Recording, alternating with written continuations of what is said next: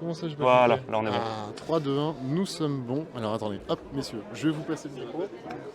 Parce que normalement, moi je suis sur la micro-cravate et normalement on m'entend. Bonjour à tous. Et nous sommes en présence avec une d'ailleurs. En personne. En En personne, le seul et l'unique. On le refait pas. Mois de web TV. Pardon. Tu as préparé les questions pièges. Tout à fait. J'ai les L'indiqué questions de Mancio, on a préparé les questions pièges. J'ai tout ce qu'il faut et du coup nous sommes en présence du studio Freaks United. Coucou Ether. Sur lequel, si vous nous suivez sur la website, on avait déjà fait un stream sur Do You Copy avec Isocel. Tout à fait. Comment ça va, monsieur? Écoute, ça va super. Merci beaucoup pour ce petit entretien là, c'est très sympathique. Ça fait plaisir de vous revoir aussi. Et puis de vous revoir au salon. On a vu pas mal de choses bien sympathiques. Et en chair et en os surtout. On IRL quand même. Voilà. C'est un bon salon, non? Alors pour le moment, on passe un très bon salon. Du coup, pour nous, c'était la première fois qu'on participe au Laval Virtual. Du coup, on est encore un peu dans la découverte. Mais C'est quoi alors du coup? Le Laval virtuel pour vous, ça correspond à l'image que vous en aviez? En sachant que cette année, c'est un peu particulier. en fait, c'est surtout sur cet aspect parce que nous, du coup, on découvre, on apprécie vachement ce qu'on voit, mais en fait, du coup, il y a beaucoup de personnes qui nous disent, par rapport aux autres années, c'est peut-être plus calme. Donc, c'est vrai qu'on a du mal à se faire un avis correct entre guillemets sur le Laval Virtual. Mais en tout cas, pour nous, on a vu des stands très intéressants. On a rencontré des personnes avec qui on a pu échanger, et c'est toujours pertinent de pouvoir en soi échanger avec les gens du métier dans le secteur et pouvoir voir toutes ces exactement. J'ai entendu, c'est une idée qui vaut de l'or, tout ça. Toujours. Intéressant. Les business angels. Do You Copy, est-ce que du coup on peut le tester sur le salon?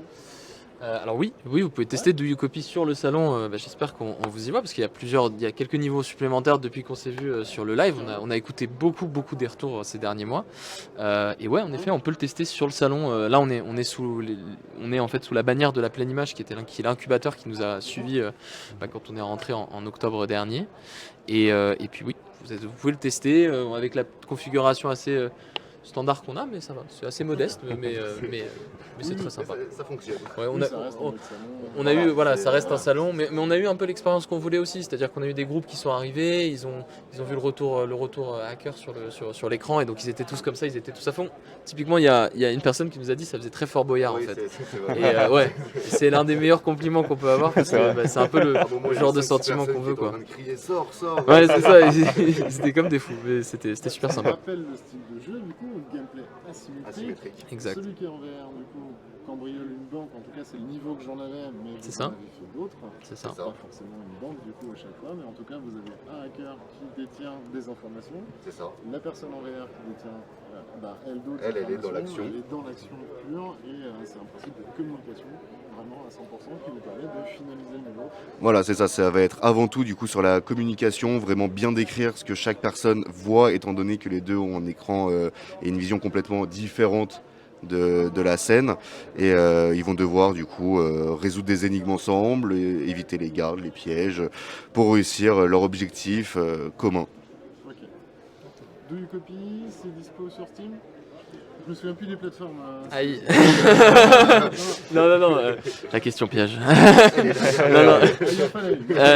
en fallait. Do You Copy actuellement, il tourne donc sur les casques standalone.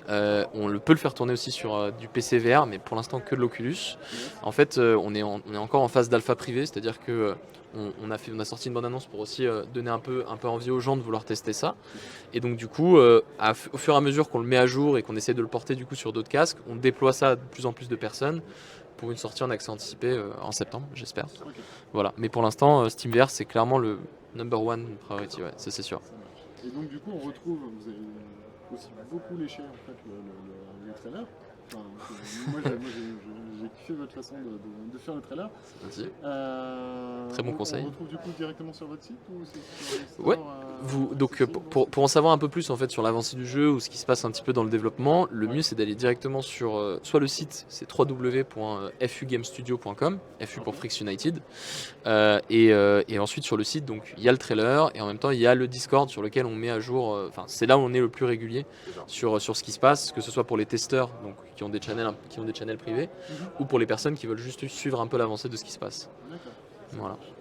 Et on verra, ça pourrait être très très intéressant effectivement, si vous voulez le tenter, Lenny du coup, si tu veux le tenter. Bah de ouf, ouais, j'ai Typiquement, bien envie de tester, le concept est très stylé. Vous du coup je me demandais, vous êtes quel genre de boîte? Vous êtes que tous les deux? Est-ce que vous êtes combien dans la boîte? Ou... Ça fait combien de temps que vous existez?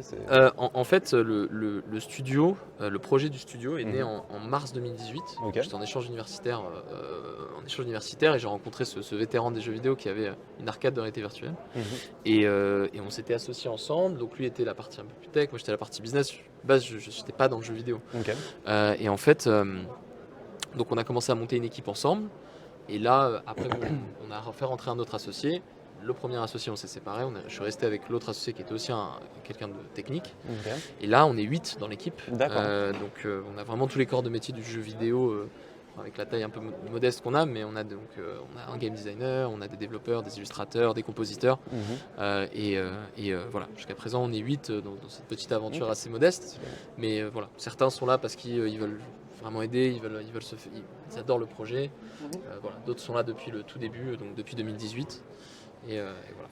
Ok, stylé. Et du coup, comment vous financez? C'est uniquement par la vente de jeux? Est-ce que vous avez une levée de fonds? Ça s'est passé comment? Wow. Deuxième question piège. Deuxième question piège. C'était pas l'idée. Je peux pas mettre mal à l'aise. Bon, les manettes de Rentrons dans le vif du sujet. On aurait dit Léa Salamé là, rentrons dans le vif du sujet. Non, pas du tout, il n'y a pas de problème. Comment on se finance? Eh ben, on a toujours eu. Le studio a failli mourir plusieurs fois en fait. Ok. Parce que de base, avant que ce soit un projet, encore une fois, on ne savait pas ce qu'on faisait. C'est-à-dire qu'en 2018, on était juste des idéalistes, on s'est dit, on est des gamers, mais on aimerait être de l'autre côté du rideau, parce qu'on aimerait raconter nos propres histoires. Et du coup, pour se financer, on a pris pendant à peu près 2 ans, on a fait des missions d'entreprise, donc des missions en B2B pour l'immobilier. Donc on faisait des visites virtuelles d'appartements, de studios, de condos. À Montréal, ça marchait très très bien ça. Et sauf qu'en fait, toute l'équipe détestait ça, parce que c'est pas très créatif, on n'est pas vraiment dans la créativité, c'est pas ce qu'on voulait faire, c'était pas notre corps de métier entre guillemets. Et donc voilà, pour se financer, on a fait ça.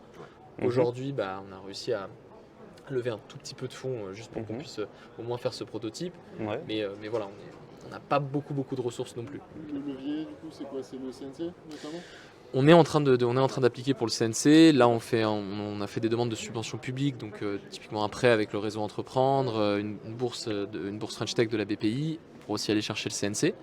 On est complètement ouvert aussi à faire un partenariat avec un publisher, typiquement un éditeur si c'est intéressant. On est encore nouveau sur ce côté-là du jeu, sur ce côté de l'industrie, donc c'est pour ça que la plaine nous aide beaucoup aussi. Mais ouais, pour l'instant, on en est là. Complètement. Cool. Complètement.